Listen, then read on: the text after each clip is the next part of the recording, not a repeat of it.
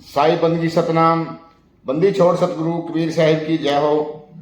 आज हम जानेंगे एक सत्संग के माध्यम से कि काल और समय में क्या अंतर है। काल काल सब कोई कहे, काल न चिन्हे कोई। काल काल सभी कह रहे हैं, लेकिन काल का पता नहीं है काल क्या है। आज सतगुरु नितिन साहब जी बताएंगे कि काल क्या होता है और समय क्या होता है। आपने सत्संग को पूरा विवेक लगा के और पूरी बुद्धि लगा के सत्संग को सुनना है। समय जो है वो, कई लोग कहते हैं कि समय ही काल है, और कई लोग कहते हैं कि समय काल के अधीन है। काल अच्छा और बुरा समय कभी भी ला सकता है।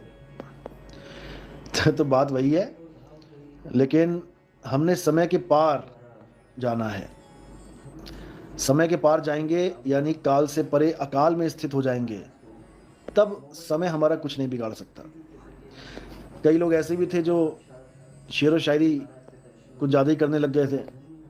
उन्होंने काल को बच्चा समझ लिया था कि काल क्या है, काल तो बच्चा है, हमने बगल में दबा के रखा है काल को।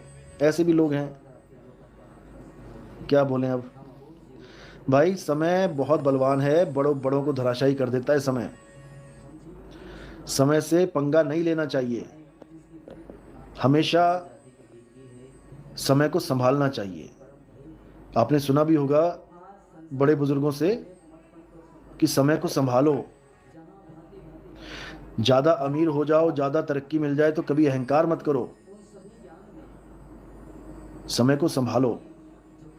पाँव जमीन पे लगा के रखो, जमीन पे पाँव लगेंगे तो गिरोगे नहीं, और जहां जमीन से पाँव उखड़े तो धड़ाम से गिर जाओगे। तो समय सिंह जी, साहिब बंदगी सतनाम, महावीर सतनाम, साहिब बंदगी राजकुमार झा सतनाम सतनाम। जो मुझे पहचान रहे हैं, कह रहे हैं आप वही हो जो 2012-13 में हमारे पास, हमारे ग्रुपों में आ जाते थे आप, और फिर आपकी बातों का एक भी जवाब नहीं होता था हमारे कोऑर्डिनेटरों को। कोऑर्डिनेटर मुंह बंद हो जाता था सबका, कुछ आवाज़ ही नहीं निकलती थी, ऐसे ऐसे सवाल रख दिए जाते थे सामने। तो कोऑर्डिनेटर क्या करता था, मुझे ग्रुप से एग्जिट करवा देता था, ब्लॉक मरवा देता था। आज वो लोग सोच रहे हैं, समझ रहे हैं मेरी बात को, और कह रहे हैं कि अगर हमें पहले पता लग गया होता कि आपका ये ज्ञान है तो हम कब के आपके साथ जुड़ गए होते।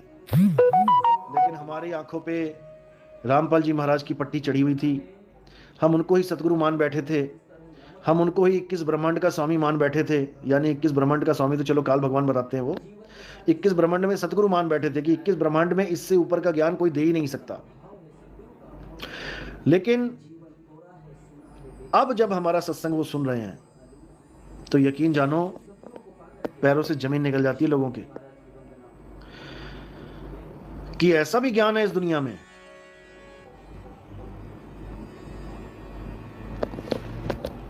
निहाल हो जाते हैं सुन के लोग। और सबसे बड़ी बात है कि जो एक बार सुनने लग गया हमारे सत्संग, भाई जी फिर नशा भले छूट जाए पर सत्संग नहीं छूटते। फिर सत्संग तो प्राण बन जाते हैं उसके।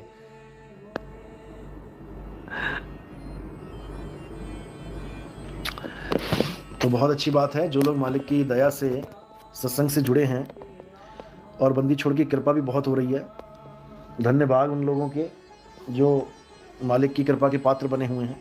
वो किताबों में भी लिखी है। भाई मेरी बात को मान जा, सच बोल रहा हूं, नहीं तो अनुभवी को किताबों की जरूरत नहीं होती। मैंने भी कोई किताबें नहीं पढ़ी हुई हैं भाई, आप यकीन नहीं मानोगे, अपने मदन साहिब का जो ग्रंथ है वो भी मैंने पूरा नहीं पढ़ा था, थोड़ा सा पढ़ के बत्ती जल गई थी। ये समझ लो, जो चाहिए था वहीं से समझ आ गया था, उसके बाद शेष नहीं रहा था कुछ भी। उसके बाद परमात्मा की दया शेष थी, और परमात्मा की दया हुई, भरपूर हुई। गुरु की मोहर जरूरी थी, वो भी मालिक ने लगवाई, बिल्कुल लगवाई। मर्यादा में रहना था, बिल्कुल रहे। कोई नहीं कह सकता कि मर्यादा भंग करी। मर्यादा भंग कैसे होती है, जैसे ग्रुपों में हमारे खिलाफ लोग बोलते हैं, ये होती है मर्यादा भंग। हम कभी अपने गुरु को गलत नहीं बोलते, ना ही उनका कभी हम मजाक उड़ाते हैं। जो आप ऑडियो वीडियो कोई सुनते भी हो, वो एक परीक्षा चल रही थी जिसको मैं 31 दिसंबर को सारा क्लियर कर दूंगा विद प्रमाण, विद प्रूफ।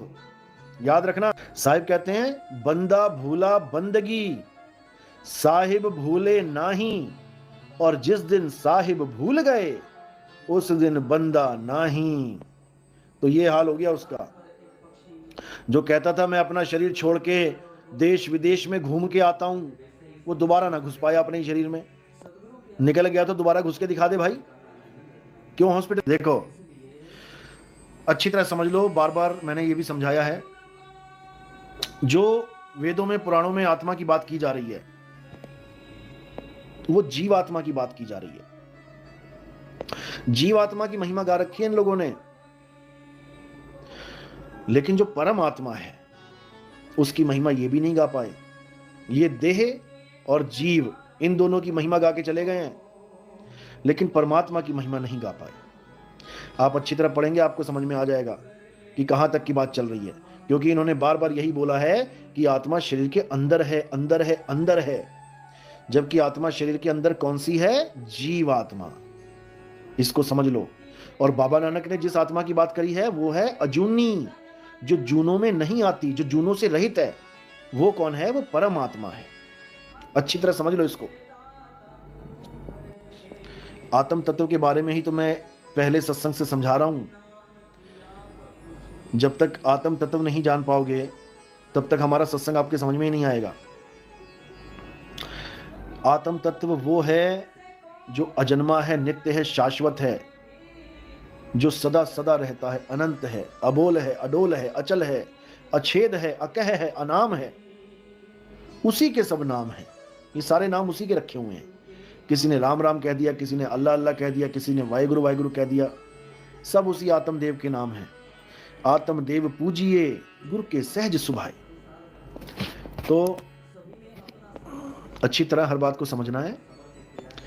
और जीवन में जब गुरु आ जाता है, देखो गुरु का मतलब है मर्यादा।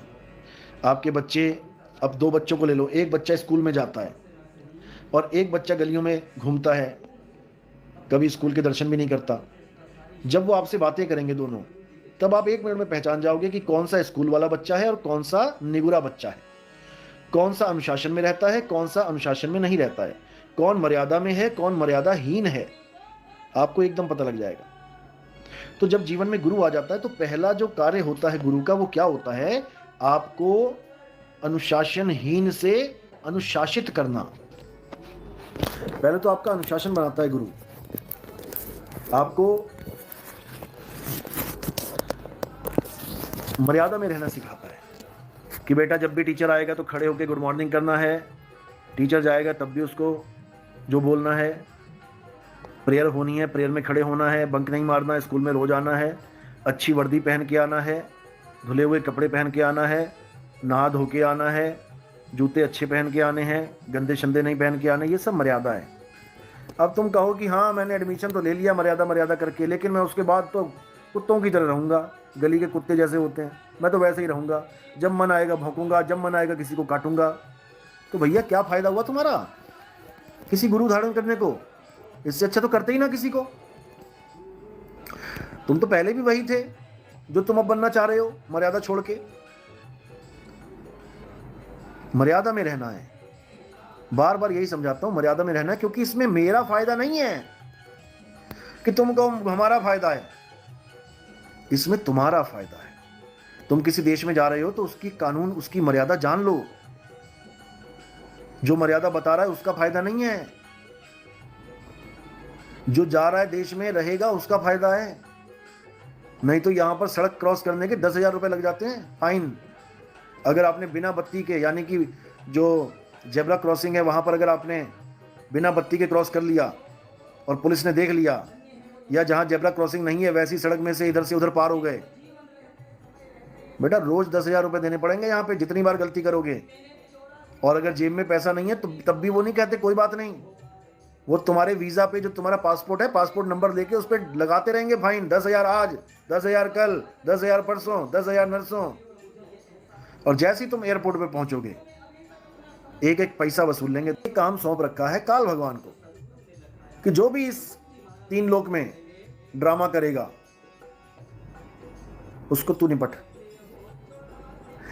अगर तुम्हें नहीं पता है कि काल भगवान को ये अथॉरिटी किसने दी है, जो तुम सोच रहे हो काल हमारा बेटा है, हम काल के बाप हैं। अच्छा, गुरु ग्रंथ साहब पढ़ लेना एक बार,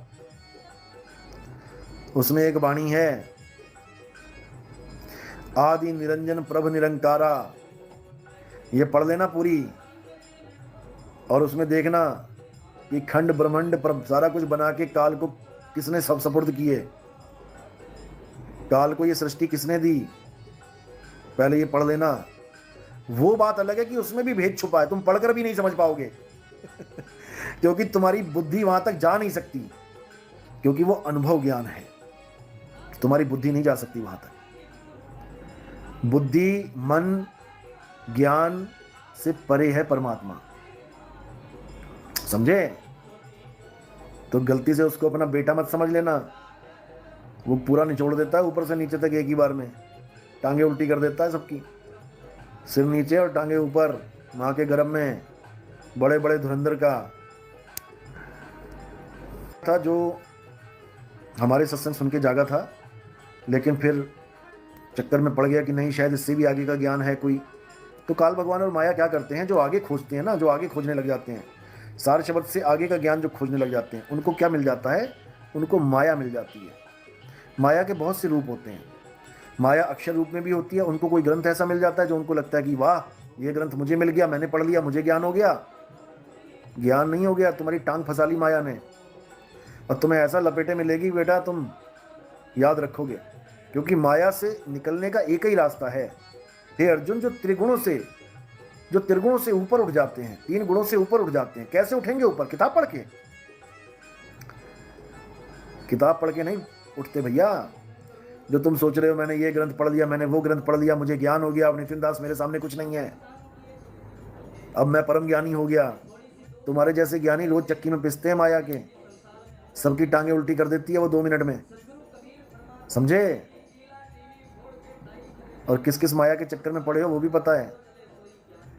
तो बात यही है कि अच्छी तरह समझ लो, ये जो मूल ज्ञान है, इस ज्ञान के आगे अगर कोई खोजता है, आगे खोजे गिर पड़े और पीछे खोजे भुलाए, सार शब्द से आगे खोजे बांधा जमपुर। आप उनसे केवल एक सवाल पूछ लो, सृष्टि रचना कैसे होती है? जब परमात्मा ही परमात्मा था अकेला, तो सृष्टि रचना कैसे हुई? बस इतना सवाल कर लो। हमें तो अच्छी तरह समझ में आया है, अच्छी तरह पता लगा है, अनुभव ज्ञान के द्वारा परखा भी है, लेकिन वो ऐसे बताया नहीं जाता कि किसी को भी बताने लग जाओ। वो ही असली मास्टर की है जो सतगुरु के पास होती है, ये नकलियों के पास नहीं होती। इनको तो ये भी नहीं पता कि सृष्टि की शुरुआत कैसे हुई है। अरबद नरबद धुंधुकारा, क्या है ये धुंधुकारा?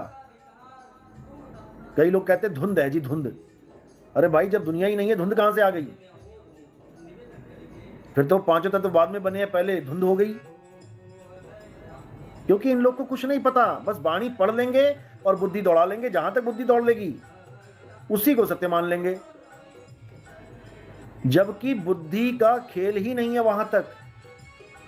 बुद्धि तो बहुत पीछे रह जाती है, विवेक का कार्य चलता है वहां से आगे, और विवेक अनुभव ज्ञान को कहते हैं। अनुभव ज्ञान के द्वारा विवेकी हुआ जाता है। आपको कोई विवेकी नहीं बना सकता अगर उसको अनुभव नहीं हुआ हो। याद रखो इस बात को। अगर विवेक जागा है किसी का, तो अनुभव के द्वारा जागा है।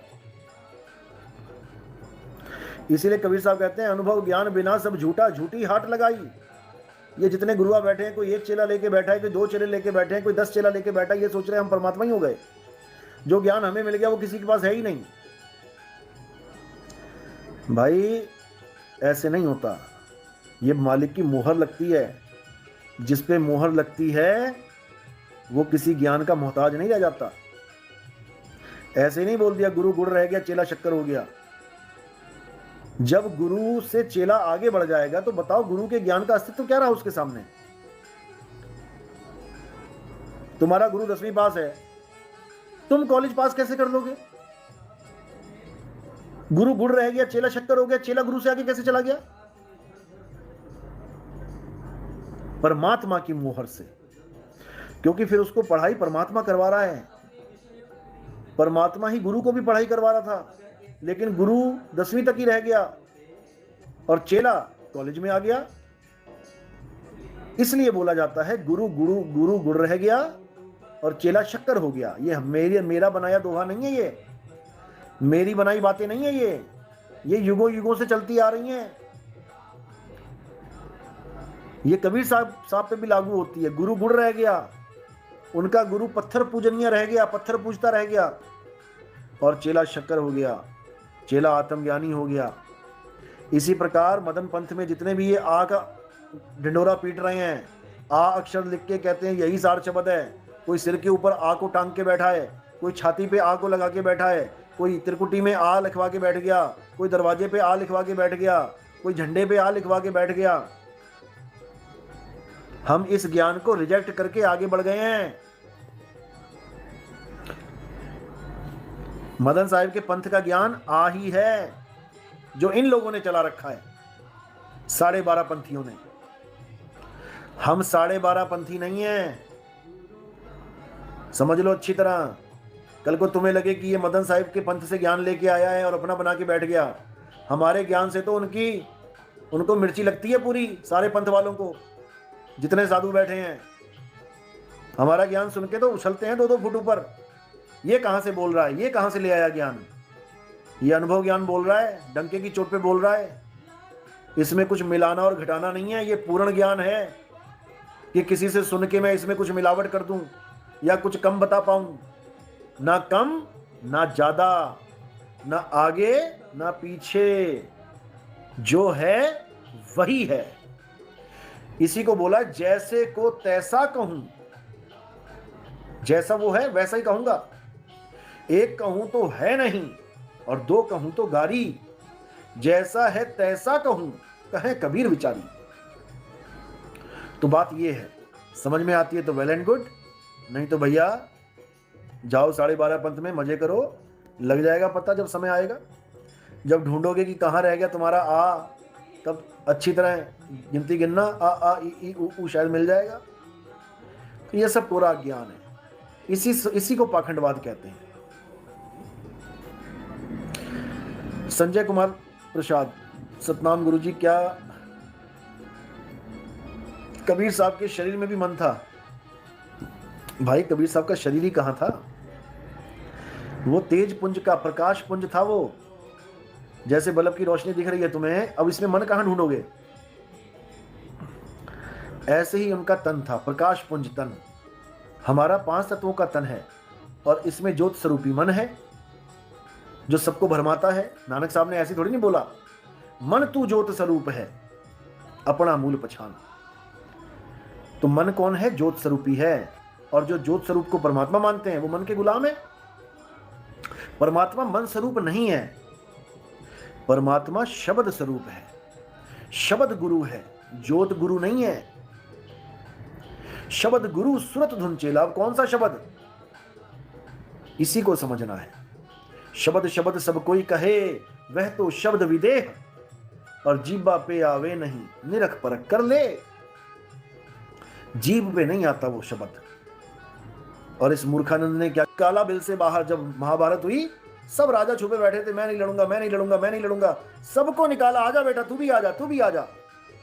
किसी को जोश दे दे के, किसी को कसमें लगा लगा के, किसी को कैसे कैसे, सबको निकाला बाहर कि आओ बेटा युग परिवर्तन होने वाला है, एक भी छुपा नहीं रहना चाहिए बिल में। और आके सबका कांड हो गया।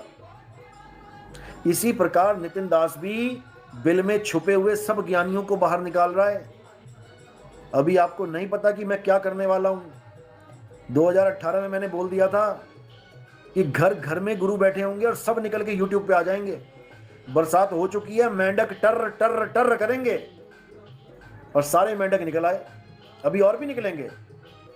अभी तो नई नई दुकानें सजेंगी, देखते जाओ।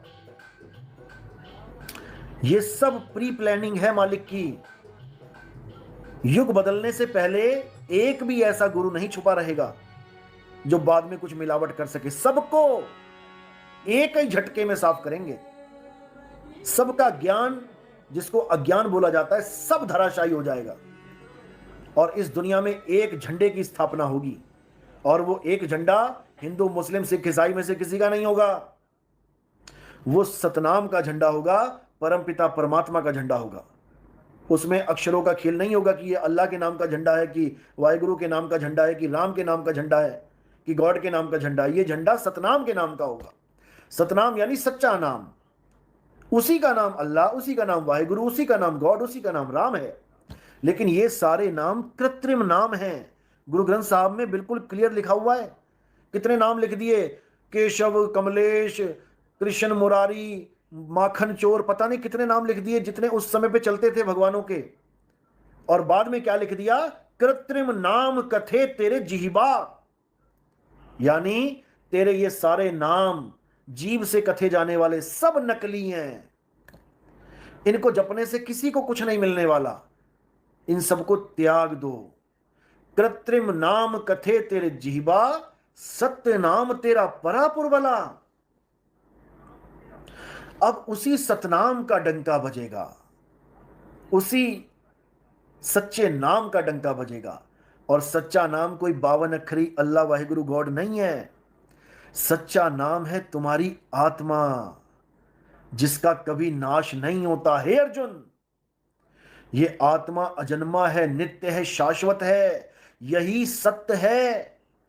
आत्मा के अलावा जो कुछ भी है वो सब असत्य है। तो सतनाम और असतनाम क्या है? आत्मा को छोड़ के जो कुछ भी है वो असत नाम है, और जो आत्मा है वही सतनाम है। तो वो जो झंडा है वो सतनाम का झंडा यानी आत्म ज्ञान का झंडा होगा। जल में मीन प्यासी, मुहे देखत आवे हासी, आत्म ज्ञान बिना नर भटके, कभी काबा कभी काशी।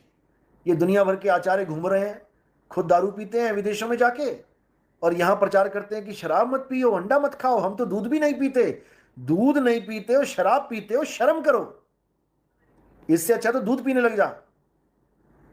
ऐसे ऐसे धुरंधर, ऐसे ऐसे घनचक्कर आ गए हैं इस पंथ में, इस धार्मिक फील्ड में। क्या किया जाए? जब तक जागृति नहीं होगी जीव की, ऐसे ही धोखेबाज धोखा देते रहेंगे, लूटते रहेंगे। लेकिन जैसे ही जागृति हो गई, फिर इनके जाल में कोई फंसने वाला नहीं है। याद रखना इस बात को।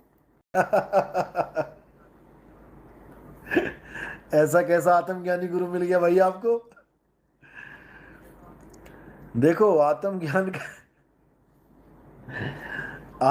कोई अक्षर थोड़ी नहीं है कि तुम्हें अक्षर चटवा दिया, अक्षर रटवा दिया। बताओ,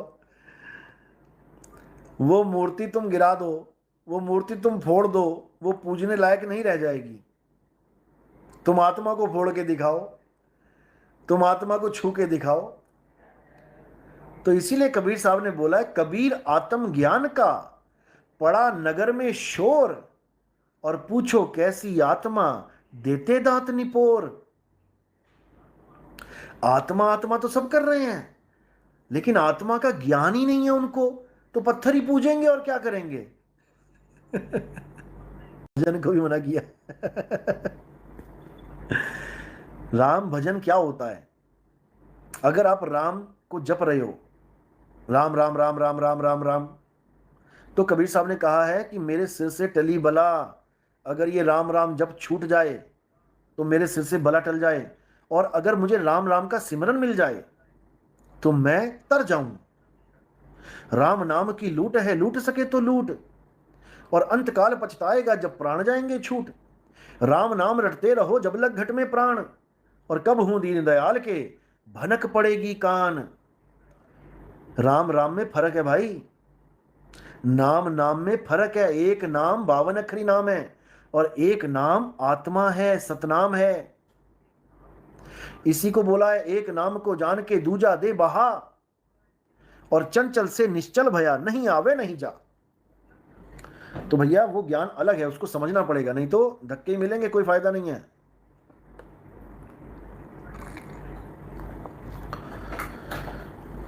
तो आखिरी मौका है भाई, अच्छी तरह समझ लो, बार बार मौका नहीं मिलेगा। अपने अनुभव ज्ञान को जानो, किसी और से तुम्हें कोई मतलब नहीं है कि बाकी क्या कर रहे हैं, किसी को अनुभव हुआ कि नहीं हुआ। अरे भाई वो उसकी किस्मत है, वो उसका भजन है, वो उसके मालिक के साथ उसकी ट्यूनिंग है, वो कब कृपा करेगा वो जाने, तुम्हें क्या लेना उससे। तुम अपनी भक्ति करो, अगर तुम्हें यकीन है रास्ता सही है तुम चलो इस पे, किसी को भले ना मिले लेकिन तुम्हें मिलना चाहिए, तब कल्याण होगा। पूरा दिन तो चैटिंग चैटिंग चैटिंग लगे रहते हो ग्रुपों में, नहीं करनी, किसी का नंबर तुमने ऐड नहीं करना। कोई भगत किसी भगत का नंबर किसी ग्रुप में ऐड नहीं करेगा, याद रखो इस बात को। अपनी भक्ति करो, पल का नहीं पता क्या हो जाएगा, मोबाइल हाथ में रह जाएगा और तुम निकल जाओगे। जितना ज्यादा बैठ सकते हो, जितना ज्यादा सूरत को एकाग्र कर सकते हो, चलते फिरते उठते बैठते जितना विचारों से शून्य हो सकते हो उतना विचार शून्य हो जाओ। जब तक ये विचार दौड़ते रहेंगे तुम्हारी सूरत टिकने वाली नहीं है। फिर तुम हार के यही कहोगे 2 साल हो गए, 3 साल हो गए, कुछ हो नहीं रहा। होगा क्या? सूरज तेरे पीछे है, तू देख रहा है सामने, क्या होगा? 10 साल बैठा रहे। गर्दन घुमा, दुनिया से मुख मोड़, ग्रुपबाजियां छोड़। किसी को प्रेम से समझाना है इनबॉक्स में समझा लो, ज्ञान समझाना है इनबॉक्स में समझा लो, किसी के घर जाके समझा लो, मार्केट में समझा लो, कहीं भी समझा लो, लेकिन ग्रुपबाजी बंद करो। अब किसी का भी नंबर से मुझे एडमिन दिखाई दे गया कोई, तो फिर मुझसे डायरेक्ट बात होगी उसकी, याद रखना इस बात को। कोई भी